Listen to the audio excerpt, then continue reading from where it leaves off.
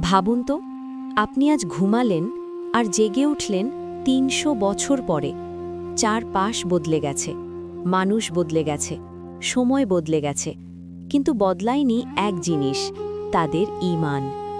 আজ আমরা জানব সেই অবিশ্বাস্য কাহিনী, আসহাবে কাহাফের গল্প। অনেক অনেক বছর আগে এক অত্যাচারী রাজা শাসন করত। সে মানুষকে বাধ্য করত মূর্তি পূজা করতে। যারা এক আল্লাহতে বিশ্বাস করত তাদের শাস্তি দেওয়া হতো। শহরের মানুষ ভয় পেয়ে চুপ ছিল, কিন্তু কয়েকজন যুবক তারা ভয় পায়নি। তারা ছিল তরুণ, কিন্তু তাদের হৃদয় ছিল ঈমানে পরিপূর্ণ। একদিন তারা একত্রিত হয়ে বলল, আমাদের রব আসমান ও জমিনের রব, আমরা কখনো শিরক করব না। তাদের ঈমান ছিল পাহাড়ের মতো দৃঢ়। রাজা খবর পেল, তাদের ডেকে পাঠালো। রাজা বলল, আমার দেবতাদের মানো, নইলে মৃত্যু। কিন্তু তারা মাথা নত করল না, কারণ তারা জানত মৃত্যু সাময়িক, কিন্তু আখেরাত চিরস্থায়ী। তারা শহর ছেড়ে পালালো, আশ্রয় নিল এক পাহাড়ি গুহায়।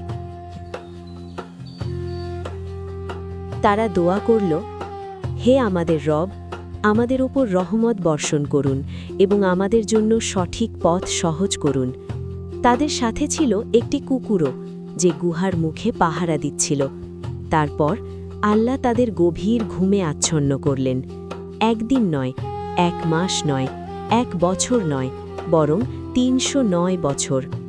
সূর্যের আলো গুহার ডান দিক দিয়ে ঢুকত, বাম দিক দিয়ে বের হয়ে যেত, কিন্তু তাদের শরীরে সরাসরি পড়ত না। তাদের দেহ অক্ষত ছিল। মাঝে মাঝে আল্লাহ তাদের পাশ পরিবর্তন করতেন, যেন তারা নিরাপদ থাকে। ৩০৯ বছর পর তারা জেগে উঠল। একজন বলল, আমরা কতক্ষণ ঘুমালাম? অন্যজন বলল, হয়তো একদিন বা তার চেয়ে কম। তারা ক্ষুধার্ত ছিল, তাই একজনকে পাঠালো শহরে খাবার আনতে। যুবকটি শহরে গিয়ে অবাক হয়ে গেল। সব কিছু বদলে গেছে। মানুষের পোশাক, বাড়ি, ভাষা সব ভিন্ন। সে পুরনো রূপার মুদ্রা দিল খাবারের দাম হিসাবে। দোকানদার তাকিয়ে রইল বিস্ময়ে। এই মুদ্রা তো ৩০০ বছরের পুরনো। শহরের মানুষ জড়ো হল।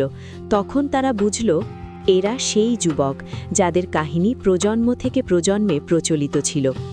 আল্লাহ তাদেরকে মানুষের জন্য নিদর্শন বানালেন।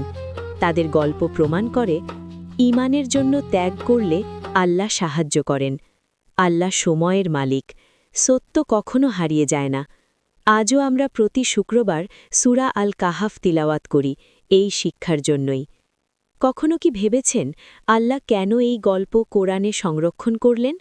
হাজারো ঘটনা ছিল পৃথিবীতে, কিন্তু কেন এই কয়েকজন যুবকের কাহিনী? কারণ তারা ছিল যুবক। তরুণ বয়সে ঈমান ধরে রাখা সবচেয়ে কঠিন। যেখানে চারপাশে চাপ, ভয়, সমাজের বিরোধিতা, সেখানে তারা আল্লাহকে বেছে নিয়েছিল। আজকের যুবকদের দিকে তাকান। বন্ধুর চাপ, সমাজের চাপ, ট্রেন্ড, ফ্যাশন, হারাম সংস্কৃতি। এই পরিবেশেও যদি কেউ বলে, আমি আল্লাহর পথে থাকব, তাহলে সেই আধুনিক যুগের আসহাবে কাহাফ। তারা ছিল সংখ্যায় কম, কিন্তু সত্য কখনো সংখ্যায় মাপা যায় না। তাদের সাথে ছিল একটি কুকুর। ভাবুন, একটি প্রাণী শুধু সৎ মানুষের সঙ্গ নেওয়ার কারণে তার নাম ইতিহাসে অমর হয়ে গেছে। সে ছিল না আলিম, না ইবাদতকারী, কিন্তু সে ছিল সতের সাথী। আমরা কার সঙ্গ বেছে নিচ্ছি, এই প্রশ্নটাই আসল। যদি এই গল্প আপনার হৃদয় ছুঁয়ে যায়, তাহলে লাইক দিন, শেয়ার করুন এবং ডেয়ার চ্যানেলটি সাবস্ক্রাইব করুন আরও ইসলামিক শিক্ষণীয় গল্পের